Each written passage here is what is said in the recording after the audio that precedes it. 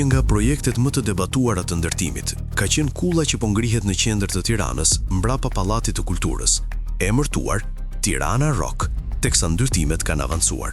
Por siç ndodh rëndom në të gjitha kantierët e ndërtimit, firmat kërkojnë më shumë sipërfaqe dhe kate shtesë, disa prej të cilave i kanë ndërtuar pa leje dhe të tjera tashmë kanë gjetur edhe institucionin që po ua legalizon. Redaksia e Vox News hulumtoi dokumente të reja dhe të vjetra të gjithë projektit, ku rezulton se Tirana Rock mori një leje për 25 kate, ndërkohë që në vitin 2026 qeveria ka marrë një vendim për t'i shtuar një kat. Vox News ka hulumtuar dokumentet e vitit 2018 të lejes së KCTU-s, ku theksohet se jepet vendimi për miratimin e objektit të banimit dhe shërbimit Tirana Rock me 25 kate mbi tokë dhe 5 kate nën tokë. Sipas tyre, parcela e propozuar për zhvillim është në qendër të Tiranës, në vendin që dikur ka qenë pazari i vjetër. Prona është 1930 metra katror dhe kufizohet me unazën e vogël të Tiranës.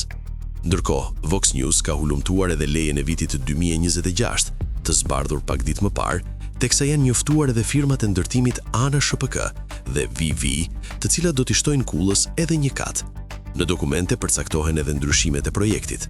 Ajo që vihet re është se kulla nga 25 kate do të shkojnë në 26 kate.